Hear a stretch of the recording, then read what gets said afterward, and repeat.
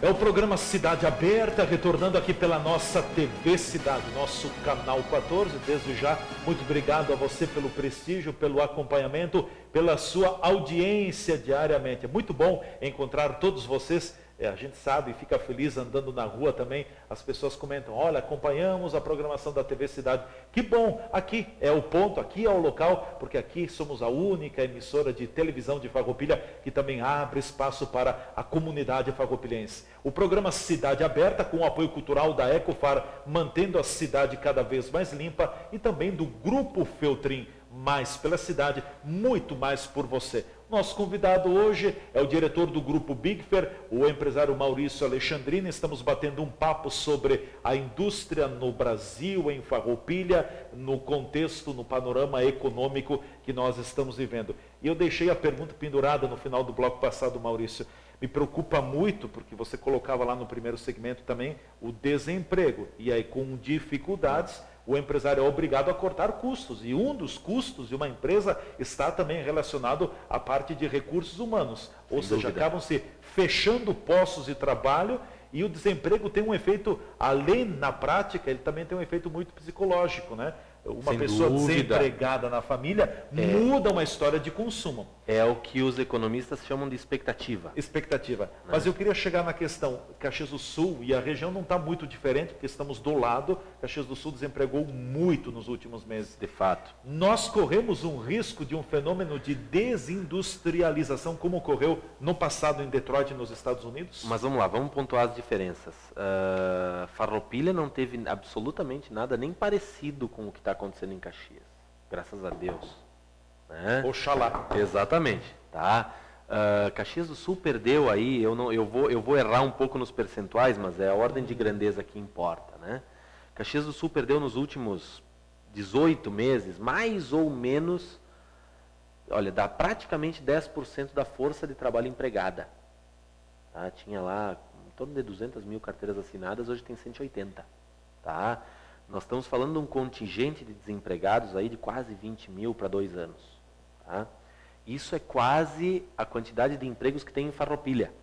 É uma Farroupilha dentro de Caxias do Sul. Farroupilha tem em torno de 25 mil empregos, mais ou menos. Tá? Se me perguntar por que eu sei disso, né, a gente acompanha por causa das nossas estatísticas, né, que a gente hoje em Farroupilha tem 2.200 pessoas. Tá? Então nós temos aí hoje 8% da força de trabalho de Farroupilha na Big Fair. Tá? 8%. 8%. Então voltando, né? Farroupilha perdeu ao longo desse mesmo período mais ou menos 1.000 empregos. Tá? Então dos males o menor, a gente perdeu aí 3 ou 4% da força de trabalho empregada. Né? Bento Gonçalves, por causa do moveleiro, tá? Também perdeu quase 10% da força de trabalho empregada nesse período. Tá? Qual é que é a diferença de Farroupilha para Bento, Caxias? Né? Caxias está sentada em cima de um dos maiores polos metais mecânicos do Brasil. Do Brasil, certo. Né?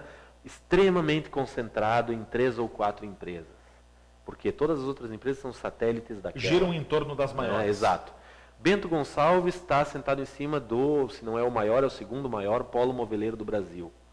Também extremamente concentrado na mão de 4 ou 5 empresas. E Farroupilha? Né? Farroupilha já passou por isso. Na época do setor calçadista. Exatamente. Que tinha lá N empresas, a maioria das N quebraram, hoje infelizmente tem uma ou duas sobreviventes só, né? E depois com a ida da Grendene para o Nordeste, né? A gente experimentou essa experiência terrível. Negativa. Que Caxias está tendo agora. Né, de ter uma grande força de trabalho desempregada de uma hora para outra, sem ter colocação. Né?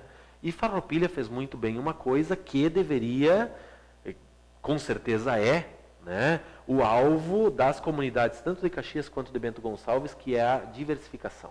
Da matriz econômica. Exatamente. Você pegar hoje a lista dos maiores empregadores de Farroupilha, né, é extremamente diversificado.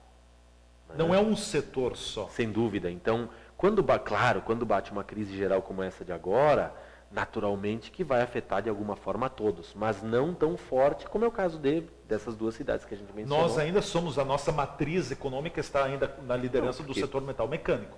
Não restam dúvidas. Mas depois vem o plástico. A gente tem vem metal mecânico, a embalagens. gente tem plástico, a gente tem malheiro, Malheiro, que emprega sim, muito, é. fatura menos, mas emprega muito porque é muita mão de obra. A gente ainda tem uma participação pequena do calçadista. Calça disso. Embalagens e papelão. Embalagem, sem dúvida, construção civil, Sim. o próprio comércio e serviço emprega muito, né? A própria administração pública emprega bastante, né? Tudo isso, né, Colabora. soma para um resultado final melhor, né? Se for para Caxias, olha, eu me arrisco a dizer que 50% do emprego está no metal mecânico. Sim. Né? Então, qualquer coisa que aconteça, né? Um dissídio mal negociado, uma greve, uma crise, né? O emprego vai e depois ele não volta da mesma forma. Ele leva um tempo muito maior. Não, mas não é nem só uma questão disso. Eu diria da seguinte maneira, por exemplo, no nosso caso, a gente também não passou imune, nós já tivemos mais empregados do que temos hoje, né? E quando o mercado retomar, eu vou pensar 10 vezes antes de sair contratando, né? A gente vai tentar melhorar processo, ganhar produtividade, porque eu tenho que cuidar de custo, né? Então, é uma questão, a gente fala que assim, muitas vezes se demoniza o empresário porque ele faz um corte, né? Mas na verdade, preservar a empresa saudável é preocupação social, porque eu brinco sempre com o meu pessoal, eu adoraria empregar mais gente e pagar melhor. Daí a gente quebrava todo mundo abraçado e ia todo mundo para a rua junto, né? Ficava desempregado, inclusive eu, né? Inclusive o diretor. Não, sem dúvida. Então, o que a gente precisa fazer, e isso são todos, né, é manter a empresa saudável e produtiva, né? Então, esse emprego que vai embora agora, talvez mais adiante, na indústria, né, talvez mais adiante, quando o serviço voltar, no lugar dessa pessoa vai ter um robô. Ou vai ter uma linha de produção mais automatizada, né? Ou aquele produto não existe mais, voltando naquele papo de antes, né, que de repente a indústria substitui a linha de produto, né? Então aquele produto talvez não exista mais, né? Então retomar o emprego é muito rápido no serviço e no comércio, porque se eu tenho uma loja com um movimento X, eu preciso de X pessoas para atender. É como bate e volta.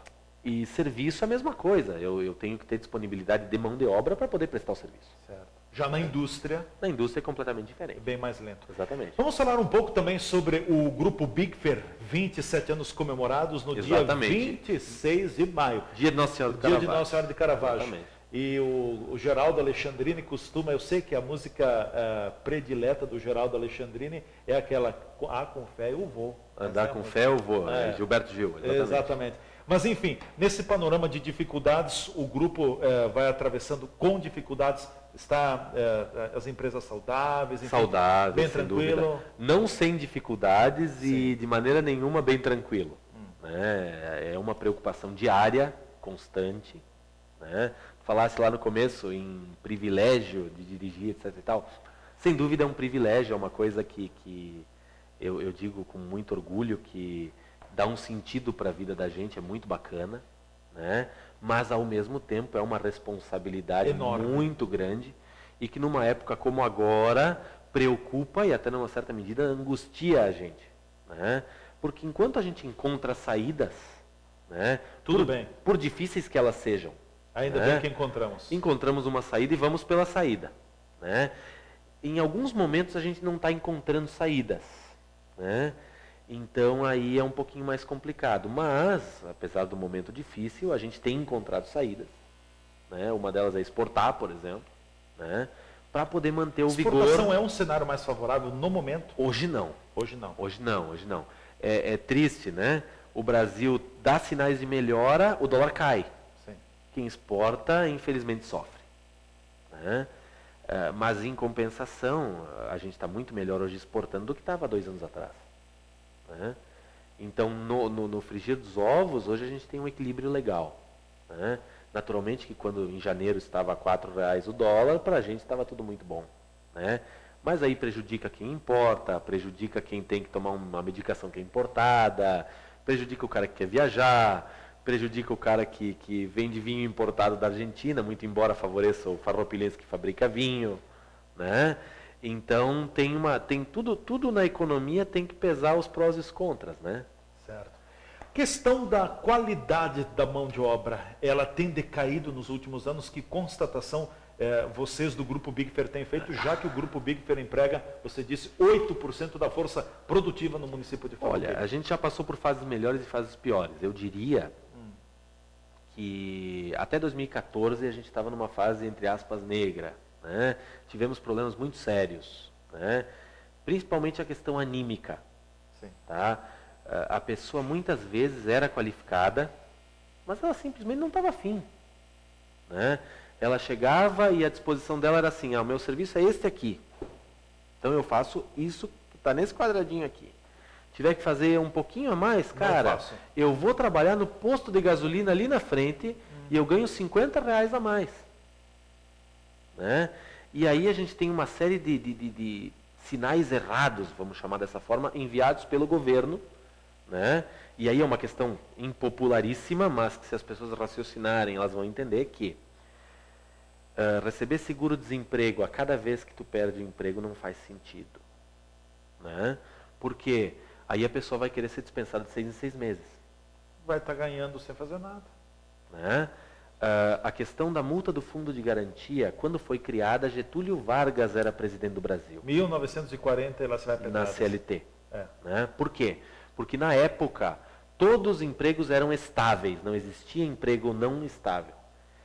E o governo teve que inventar uma maneira, porque estabilidade não produz, vamos dizer assim, uma força de trabalho eficiente. Sim. A tendência do cara que é estável é sentar aqui, né, e pronto. E fazer no ritmo que dá vontade. Bom, e aí tinha que acabar com a tal da estabilidade, e a maneira que o governo encontrou foi, vamos instituir esta multa para que as empresas não saiam dispensando todo mundo. Isso faz muito sentido. Mas, para a época. Naquela época. Hoje, o que decorre disso?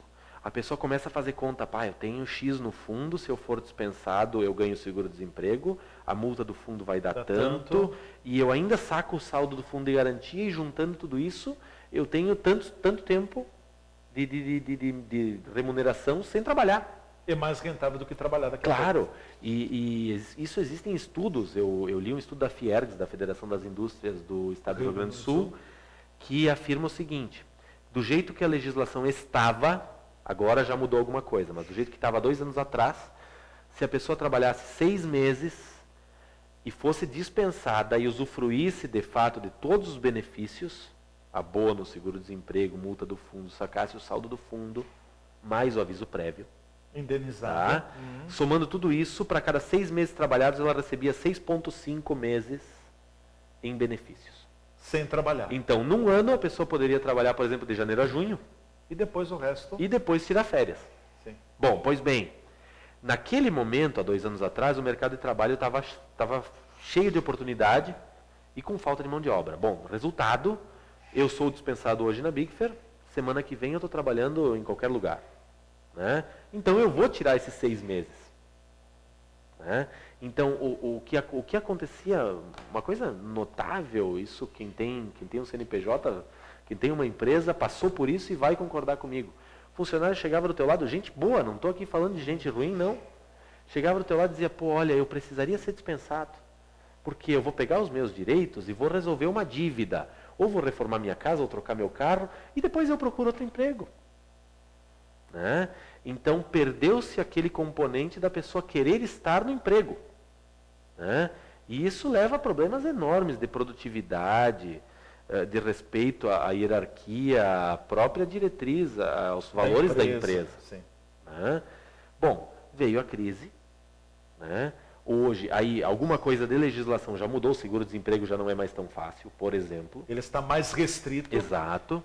Tá? Tem que trabalhar 12 ou 18 meses hoje para pegar o seguro-desemprego. Então a pessoa não tem como trabalhar 6 meses e já... A rotatividade diminuiu um pouco. Totalmente, porque hoje a pessoa que sai, ela não tem a garantia de pleno emprego. Então a pessoa não quer sair. Né? Então a gente já voltou para a ordem natural das coisas, que é a pessoa estar empregada querendo estar empregada. Sim.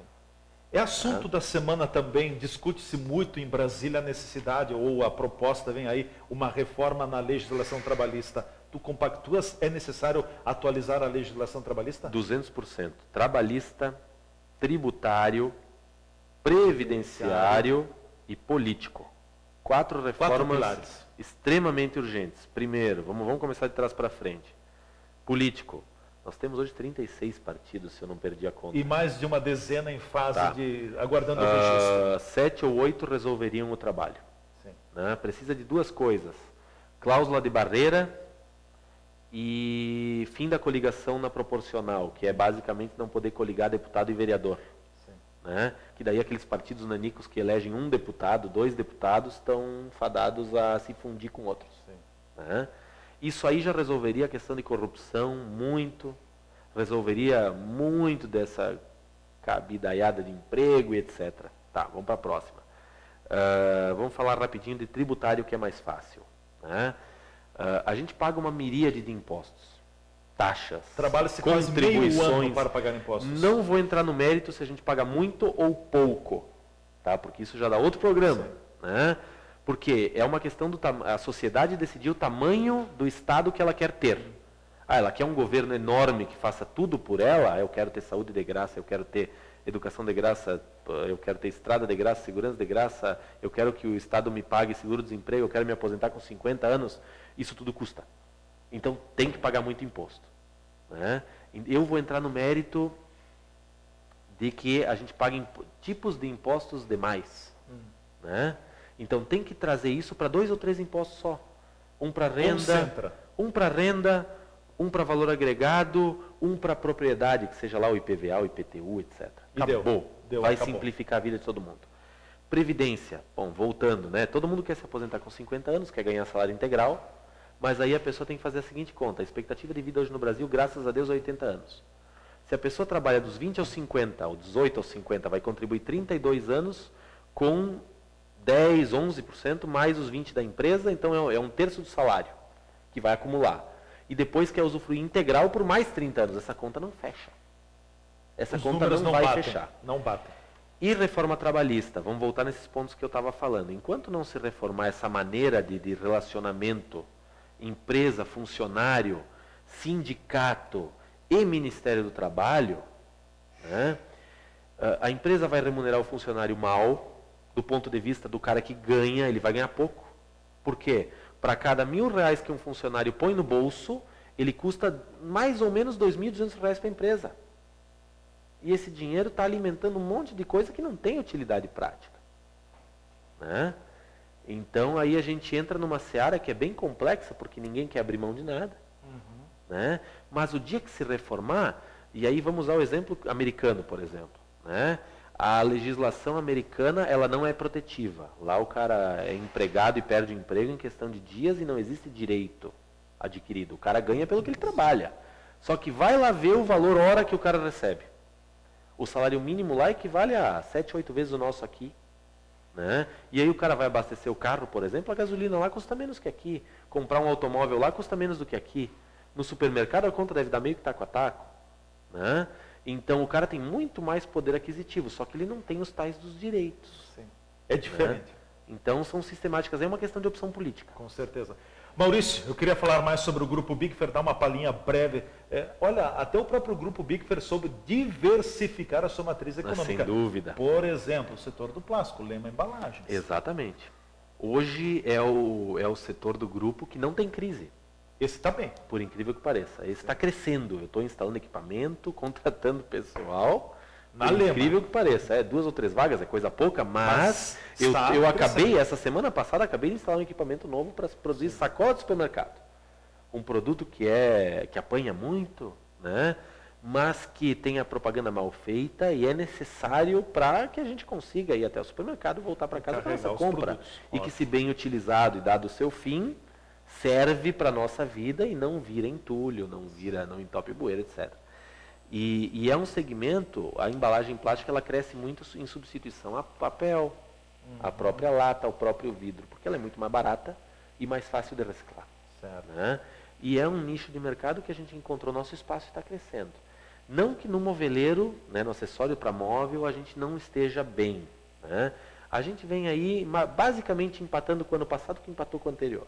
Sim. Dentro da situação uma sucessão de empates. Dentro da situação atual, estamos todos muito felizes. Não dá para se queixar ainda, sem dúvida. Com certeza. Maurício, quero te agradecer, obrigado pela tua disponibilidade, por ter vindo aqui na TV Cidade, foi um privilégio, espero que seja Agradeço a primeira pela de uma oportunidade. série de outras ocasiões. Com certeza. Obrigado, valeu. Valeu, obrigado. Obrigado. Maurício Alexandrini, diretor do Grupo Bigfer, foi o nosso convidado hoje, falando sobre economia, indústria e também algumas pinceladas na área política. Enfim, a situação que o Brasil atravessa não é uma situação de comodismo, é uma situação muito complicada. Oxalá, tomara que a situação venha os próximos dias, os próximos meses sejam meses mais promissores, pelo menos de um otimismo, que se instale um otimismo e que se tenha a retomada, embora gradativa, do crescimento econômico do nosso país. O programa Cidade Aberta vai chegando ao seu final com o apoio cultural da Ecofar, mantendo a cidade cada vez mais limpa, e do Grupo Feltrin, mais pela cidade, muito mais por você. E olha, quero fazer o desafio aqui, diretamente na programação, para você que está nos acompanhando. E eu sei que o Geraldo, o pai do Maurício, a dona Beatriz também devem estar acompanhando. E estou convidando vocês, hein? Logo, logo vocês estarão aqui. Eu quero ter a honra, também o privilégio, como profissional da comunicação, de ter nesta bancada duas grandes lideranças empresariais da nossa comunidade, o Geraldo e a Beatriz Alexandrini. E depois nós vamos repetir a dose, porque a bancada não comporta todo mundo. Nós vamos repetir a dose então com o Maurício e também com a Letícia. E o Luiz Froz, a gente vamos convidá-lo também, mas ele é mais calmo, é mais na dele, mas é um grande trabalhador também. Ficamos por aqui com o programa Cidade Aberta. Um forte abraço a todos vocês. Muito obrigado pela sintonia, pela audiência. Nos encontraremos amanhã aqui nesse mesmo canal, nesse mesmo horário, com mais uma edição do programa Cidade Aberta. Eu estarei aguardando por vocês. Até lá. Forte abraço.